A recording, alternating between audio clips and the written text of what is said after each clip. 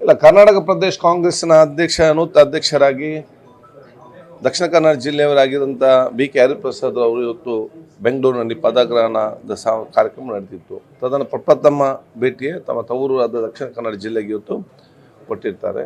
ಬಹುಶಃ ಇವತ್ತು ವಿವಿಧ ಕಾರ್ಯಕ್ರಮ ಜೊತೆಯಲ್ಲಿ ಪ್ರಮುಖವಾದ ಕಾರ್ಯಕ್ರಮ ಪಕ್ಷದ ವತಿಯಿಂದ ಬಹುಶಃ ಮಂಗಳೂರಿನ ಟೌನ್ ಹಾಲ್ನಲ್ಲಿ ಹೊರಭವನದಲ್ಲಿ ಇವತ್ತು ಕಾಂಗ್ರೆಸ್ನ ಎಲ್ಲ ಕಾರ್ಯಕರ್ತರಿಗೆ ಆ ಒಂದು KPC ಅಧ್ಯಕ್ಷರ ಸಂದೇಶ ಇವತ್ತು ನೀಡುವುದು ಪಕ್ಷದ ಪರವಾಗಿ ಮತ್ತು SI ಸಂಬಂಧಪಟ್ಟಾಗೆ ಯಾವುದು ಇವತ್ತು ಕಾಂಗ್ರೆಸ್ ಪಕ್ಷದ ಸರ್ವರ ಒಂದು ದೊಡ್ಡ ಮಟ್ಟದ ಜವಾಬ್ದಾರಿ ಇದೆ. ಆ ಜವಾಬ್ದಾರಿ ಅಂತ ಹೇಳಿದರೆ ಈ ರಾಜ್ಯದ ಅತ್ಯಂತ ಕಡೆಯ ವ್ಯಕ್ತಿ ಕೂಡ ಅವನ ಮತದ ಹಕ್ಕಿಂದ ವಂಚಿತನಾಗಬಾರ್ದು. ಯಾವುದೇ ರೂಲ್ಸ್ ಬರಲಿ, ಯಾವುದೇ ಕಾನೂನು ಬರಲಿ, ಯಾವುದೇ ವಿಚಾರ ಬರಲಿ. ಆದರೆ ಕಾಂಗ್ರೆಸ್ನ ಕಾರ್ಯಕರ್ತರ ಕೆಲಸ ಏನಂತ ಹೇಳಿದರೆ ಈ ರಾಜ್ಯದ ಪ್ರತಿಯೊಂದು ಜನಸಾಮಾನ್ಯರು, ಅತ್ಯಂತ ನಿರ್ಗತಿಕರು, ಅವಿದ್ಯಾವಂತರು, ಶೋಷಿತ ವರ್ಗದವರು ಎಲ್ಲರೂ ಕೂಡ ಅವನ ಮತದ ಹಕ್ಕಿನಿಂದ ವಂಚಿತರನ್ನಾಗಿ ನೋಡೋದ ಜವಾಬ್ದಾರಿ ಕಾಂಗ್ರೆಸ್ ಕಾರ್ಯಕರ್ತರಿದೆ. ಅವರಿಗೆ ಅದರ ಬಗ್ಗೆ ಸ್ಪಷ್ಟವಾದ ಸಂದೇಶ ಮತ್ತು ಮಾರ್ಗದರ್ಶನ ನೀಡಲಿಕ್ಕಿದ್ದಾರೆ. ಅವರು ಜನಜಾಗೃತಿ ಮೂಡಿಸಲಿಕ್ಕಿದ್ದಾರೆ. ಬಿಡದಿ ಟೌನ್ಶಿಪ್ ತುಂಬ ನಡೀತಾ ಇದೆ. ಸೊ ಇವಾಗ ಅಲ್ಲಿನ ರೈತರದ್ದು ಯಾವ ರೀತಿ ಇದೆ ಅಂತ ಇವಾಗ ಏನು ಮುಂದಿನ ಯಾವ ರೀತಿ ಕ್ರಮ ಇದೆ? ನೋಡಿ, ಕಾಂಗ್ರೆಸ್ ಪಕ್ಷ ಯಾವಾಗಲೂ ಕೂಡ ರೈತರ ಪರವಾಗಿ ಇದ್ದದ್ದು ಮತ್ತು ಪ್ರತಿಯೊಬ್ಬ ರೈತ ಜನಾಂಗ ಕೂಡ ಇವತ್ತು ಗೊತ್ತಿದೆ. ಯಾವೊಂದು ಕಾಲದಲ್ಲಿ ಬಹುಶಃ ಭಾರತ ದೇಶಕ್ಕೆ ಇವತ್ತು ಸ್ವತಂತ್ರ ಸಿಕ್ಕಿದ ಸಂದರ್ಭದಲ್ಲಿ ಈ ದೇಶದಲ್ಲಿ ಒಂದು ಹೊತ್ತು ಊಟ ಕೂಡ ಇವತ್ತು ತಯಾರಾಗ್ತಿರಲಿಲ್ಲ. ವಿದೇಶದಿಂದ ರಫ್ತು ಮಾಡ್ತಿದ್ದಂಥ ಗೋಧಿಯನ್ನು ಬಸ್ಸಲ್ಲಿ ತಂದಿರ್ತಿದ್ದು. ಆದರೆ ಇವತ್ತು ಈ ದೇಶದ ರೈತರು ಬಹುಶಃ ನಮ್ಮ ದೇಶಕ್ಕೆ ಮಾತ್ರ ಅಲ್ಲ, ವಿಶ್ವಕ್ಕೆ ಕೂಡ 3 ಹೊತ್ತು ಊಟ ಸಪ್ಲೈ ಮಾಡೋದ ಶಕ್ತಿ ಕೊಟ್ಟಿದೆ. ಅದು ನಮ್ಮ ದೇಶದ ರೈತರ ದೊಡ್ಡ ಮಟ್ಟದ ಕೊಡುಗೆ. ಅದಕ್ಕೆಲ್ಲ ಪೂರಕವಾಗಿ ವಾತಾವರಣ ನಿರ್ಮಾಣ ಮಾಡಿದ್ದು ಜವಾಹರ್ಲಾಲ್ ನೆಹರೂರ ಹಸಿರು ಕ್ರಾಂತಿ ಯೋಜನೆ. ಎಲ್ಲಿ ನೀರಾವರಿ ಇರಲಿಲ್ಲ, ಎಲ್ಲಿ ಡ್ಯಾಮ್ ಇರಲಿಲ್ಲ, ಅದನ್ನು ಅಲ್ಲಿ ಕಟ್ಟಿಕೊಂಡು ಒಂದು ದೊಡ್ಡ ಮಟ್ಟದ ಒಂದು ಶಕ್ತಿ ರೈತ ಸಮಾಜಕ್ಕೆ ಇವತ್ತು ಕಾಂಗ್ರೆಸ್ ಪಕ್ಷ ನೀಡಿ ಪ್ರತಿಯೊಬ್ಬರು ಕೂಡ ಗೊತ್ತಿದೆ. ಕಾಂಗ್ರೆಸ್ ಪಕ್ಷ ಎಂದಿಗೂ ಕೂಡ ರೈತರ ಪರವಾಗಿ ಆಲೋಚನೆ ಮಾಡಿ ತಮ್ಮ ಹೆಜ್ಜೆಯನ್ನು ಇವತ್ತು ಮುಂದೆ ಇರ್ತದೆ. ಮಾನ್ಯ ಮುಖ್ಯಮಂತ್ರಿಗಳು ಇವತ್ತು ಬಹುಶಃ ಇದರ ಬಗ್ಗೆ ಈಗಾಗಲೇ ಭಾಳ ಸ್ಪಷ್ಟವಾಗಿ ಇವತ್ತು ಹೇಳಿದೆ.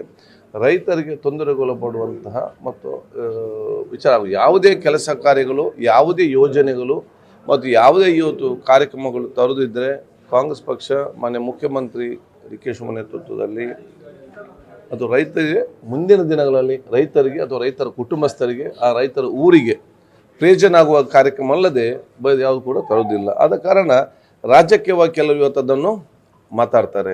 ರಾಜ್ಯಕ್ಕೆ ಬಿಟ್ಟು ಹೊರಗೆ ಬನ್ನಿ, ರೈತರ ಭವಿಷ್ಯ ಮತ್ತು ಅವರ ಮಕ್ಕಳ ಭವಿಷ್ಯ ಮತ್ತು ಊರ ಭವಿಷ್ಯ ಆಲೋಚನೆ ಇಟ್ಟುಕೊಂಡು ಪ್ರತಿಪಕ್ಷದವರು ಮಾತಾಡಬೇಕಂತ ಹೇಳಲಿಕ್ಕೆ ಬಯಸ್ತೇನೆ. ಕುಮಾರಸ್ವಾಮಿ ಅವರು ನಮಗೆ ಚರ್ಚೆಗೆ ಕರೀರಿ ಅಂತ DK ಶಿವಕುಮಾರ್ ಹೇಳಿದ್ದಾರೆ. DK ಶಿವಕುಮಾರ್ ವಿಧಾನಸೌಧಕ್ಕೆ ಬನ್ನಿ ಅಂತ ಹೇಳಿದ್ದಾರೆ. ಆದರೆ ಕುಮಾರಸ್ವಾಮಿ ಹೇಳ್ತಾ ಇರೋದು ಬಹಿರಂಗ ಚರ್ಚೆ ಆಗಬೇಕು ರೈತರ ಜೊತೆಗೆ ಅನ್ನುವಂಥದ್ದು. ರೈತರ ಎದುರುಗಡೆ ನಾವಿಬ್ಬರು ನೀವು ಬನ್ನಿ, ನಾವು ಬರ್ತೀವಿ, ರೈತರ ಎದುರುಗಡೆ ಬಹಿರಂಗ ಚರ್ಚೆ ಆಗಲಿ ಈ ವಿಚಾರದಲ್ಲಿ.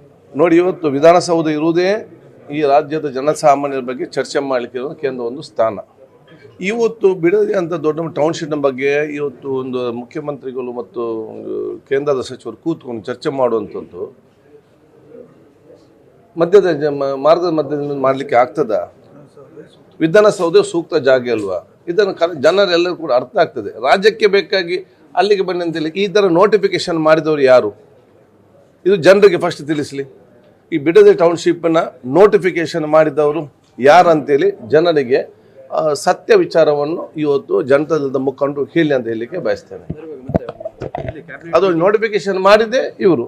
ಸಚಿವ ಸಂಪುಟ ವಿಸ್ತರಣೆಯಲ್ಲಿ ಮುಸ್ಲಿಮರಿಗೆ ಸ್ಥಾನ ಕೊಡಬೇಕು, ಜಮೀರ್ ಅಹಮದ್ ಅವರಿಗೆ ಸಚಿವ ಸ್ಥಾನ ಕೊಡಬೇಕು ಅಂತ ಕೆಲವು ಮುಸ್ಲಿಂ ನಾಯಕರುಗಳು ಪ್ರೆಸ್ ಮೀಟ್ ಎಲ್ಲ ಮಾಡಿದ್ದು. ಇಲ್ಲದ್ರೆ ನಾವು ಮತ್ತೆ ಪಾಠ ಕಲಿಸ್ತೀವಿ. ನೋಡಿ, ಕಾಂಗ್ರೆಸ್ ಪಕ್ಷದ ಮತ್ತು ಕಾಂಗ್ರೆಸ್ನ ಬಗ್ಗೆ ಇವತ್ತು ಕಾಂಗ್ರೆಸ್ ಪಕ್ಷಕ್ಕೆ ಓಟ್ ಹಾಕದವರು ಮಾತಾಡೋದು ಬೇಡ. ಕಾಂಗ್ರೆಸ್ ಪಕ್ಷಕ್ಕೆ ಯಾರು ಓಟ್ ಹಾಕಿದ್ದಾರೆ ಮತ್ತು ಯಾರು ಕಾಂಗ್ರೆಸ್ ಪಕ್ಷಕ್ಕೆ ದುಡ್ದಿದ್ದಾರೆ ಅವರು ಮಾತ್ರ ಇವತ್ತು ಮಾತಾಡಲಿ. ಬೇರೆ ಬೇರೆ ಹೆಸರುಗಳನ್ನ ಇಟ್ಟುಕೊಂಡು ಸಮಾನ ಮನಸ್ಕರು, ಆ ಮನಸ್ಕರು ಅಂತ ಹೇಳಿಕೊಂಡು ಕಾಂಗ್ರೆಸ್ಗೆ ಬುದ್ಧಿವಾದ ಹೇಳುವಂಥ ಅಗತ್ಯದ ಯಾರ್ದು ಕೂಡ ಇಲ್ಲ. ಕಾಂಗ್ರೆಸ್ ಪಕ್ಷವರು ಯಾರು ಬುದ್ಧಿವಾದ ಲೆಕ್ಕ ತೆಕ್ಕೊಳ್ಳೋದು ಕೂಡ ಇಲ್ಲ. 24 ಎಲ್ಲ ಸಂದರ್ಭಗಳು ಕಾಂಗ್ರೆಸ್ ಪಕ್ಷ ವಿರೋಧ ಮಾಡಿದವರು ಇವತ್ತು ಕೂತ್ಕೊಂಡು ಪ್ರೆಸ್ ಕಾನ್ಫರೆನ್ಸ್ ಮಾಡಿ ಕಾಂಗ್ರೆಸ್ ಪಕ್ಷಕ್ಕೆ ಡೈರೆಕ್ಷನ್ ಅಗತ್ಯನಿಲ್ಲ. ಕಾಂಗ್ರೆಸ್ ಪಕ್ಷ ಇವತ್ತು ಅಲ್ಪಸಂಖ್ಯಾತರಿಗೆ ಬರೀ ಒಂದು ಸಚಿವ ಸಂಪುಟ ಸ್ಥಾನದಲ್ಲಿ ಮಾತ್ರ ಅಲ್ಲ, ಸಚಿವ ಸಂಪುಟ ಸ್ಥಾನ ಇರಲಿ, ಇವತ್ತು ಚೇರ್ಮನ್ಶಿಪ್ ಇರಲಿ, ಪಕ್ಷದಲ್ಲಿ ಎಲ್ಲ ರೀತಿಯ ಮಹತ್ವ ನೀವು ಕೊಟ್ಟಿದೆ. ಜಮೀರ್ ಅಹ್ಮದ್ ನಾವು ಎಲ್ಲರೂ ಕೂಡ ಒಟ್ಟಿಗೆ ಇವತ್ತು ಎಲ್ಲ ಮುಸ್ಲಿಮರು ಇವತ್ತು ಒಟ್ಟಿಗೆ ಕೂಡ ಇವತ್ತು ಇದ್ದಾರೆ.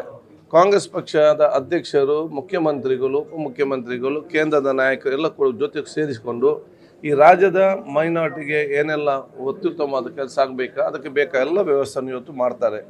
ಅದರಲ್ಲಿ ಅದು ನಮ್ಮೆಲ್ಲ ನಾಯಕರು, ಅದು ಜಮೀರ್ ಅಹ್ಮದ್ ಇರಲಿ, ರಿಜ್ವಾನ್ ಅರ್ಷದ್ ಇರಲಿ, ನಸೀರ್ ಇರಲಿ, ಸಲೀಂ ಅಹ್ಮದ್ ಇರಲಿ, ತನ್ವೀರ್ ಸೇಠ್ ಇರಲಿ, ಯಾಸಿರ್ ಪಠಾಣ್ ಇರಲಿ, ರಹೀಮ್ ಖಾನ್ ಇರಲಿ, ಖರೀಜಾ ಫಾತಿಮಾ ಇರಲಿ, ನಮ್ಮ ಯಾರೆಲ್ಲ ಇವತ್ತು ನಮ್ಮ ಇದರಲ್ಲಿದ್ದಾರ ನಮ್ಮ ಮುಖಂಡತ್ವ ವಹಿಸ್ಕೊಂಡಾರ ಸಮಾನತೆಯನ್ನು ನೋಡಿಕೊಂಡು ಎಲ್ಲರಿಗೂ ಕೂಡ ಶಕ್ತಿ ಕೊಡುವಂಥ ಕೆಲಸ ಮಾಡಿದೆ, ಮುಂದೆ ಕೂಡ ಮಾಡ್ತದೆ.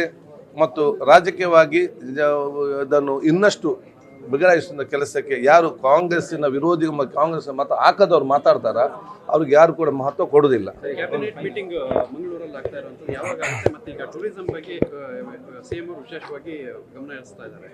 ಸೊ ಇಲ್ಲಿ ಇವಾಗ ರಾಯಭಾರಿಯಾಗಿ ರಿಷಬ್ ಶೆಟ್ಟಿ ಅವ್ರನ್ನ ಕೂಡ ಮಾಡಿರೋದು, ಅದು ಕೂಡ ಕಾಂಗ್ರೆಸ್ ವಲಯದ ಸೇರಿದಂತೆ ಎಡಪಂಥೀಯರು ವಿರೋಧ ವ್ಯಕ್ತಪಡಿಸ್ತಾ ಇದ್ದಾರೆ. ಅದನ್ನ ಅವರು ರಾಯಭಾರ ಸೋಷಿಯಲ್ ಮೀಡಿಯಾಗಳೆಲ್ಲ ಬರೀತಾ ಇದ್ದಾರೆ ಸರ್. ಅಂದ್ರೆ ಅವರು ಬಲಪಂಥೀಯ ನಿಲುವುಳ್ಳಂತವರು ರಿಷಬ್ ಶೆಟ್ಟಿ ಅವರನ್ನ ರಾಹುಲ್ ಗಾಂಧಿ ಅವರು ನೋಟ ಮಾಡ್ತಾರೆ. ಈ ಸೋಷಿಯಲ್ ಮೀಡಿಯಾ ಬರೋದಕ್ಕೆಲ್ಲ ಇಲ್ಲಿ ಉತ್ತರ ಕೊಟ್ಟರೆ ಆಗ್ತದ ಮತ್ತೆ ಚರ್ಚೆ ಮಾಡ್ಬೋದಲ್ಲ ಅಂತ ಯಾವ್ದು ವಿಚಾರ. ಈಗ ಹೌದು ಅಲ್ಲಿ ಮುಖ್ಯಮಂತ್ರಿ ಏನಂತ ತೀರ್ಮಾನ ಆಗಿದೆ, ಯಾರು ಹೇಳಿದ್ದಾರೆ ಏನಮ್ಮೆ ಮಾಡಿದಂತಕ್ಕೆ ನಾವೀಗ ಉತ್ತರ ಕೊಡಬೇಕು. ಇದರಲ್ಲಿ ಯಾವುದು ಮಂಗಳೂರಿನಲ್ಲಿ ಈಗಾಗಲೇ ಏನಾದರೂ ಬೆಂಗಳೂರಿನಿಂದ ಹೊರಗಡೆ ಪ್ರಪ್ರಥಮದಕ್ಕೆ ಸಚಿವ ಸಂಪುಟ ಸಭೆ ಅದು ಬಹುಶಃ ಇವತ್ತು ನಮ್ಮ ಮಂಗಳೂರಿನಲ್ಲಿ ಆಗ್ತದೆ. ನಾನು ಮನವಿ ಮಾಡಿದ್ದೇನೆ, ಅದನ್ನು ಮಾಡ್ತಾ ಅಂತ ಕೂಡ ಒಪ್ಪಿದ್ದಾರೆ. ಅದರ ಮುಂಚೆ ನಮ್ಮ ಕರಾವಳಿಯ ಬೇರೆ ಬೇರೆ ವಿಚಾರ ಏನಿದೆಯಾ ಅದನ್ನು ಎಲ್ಲ ಚರ್ಚೆ ಮಾಡಿಕೊಂಡು ಏನು ಬಹುಶಃ ನಮಗೆ ಅದು ಕೊಡ್ಬೋದು ಅಂತ ಚರ್ಚೆ ನಡೀತಾ ಇದೆ. ನ್ಯೂಸ್ ಫಸ್ಟ್ ನಿರ್ಭೀತಿಯಿಂದ ನಿಮ್ಮ ಪರವಾಗಿ.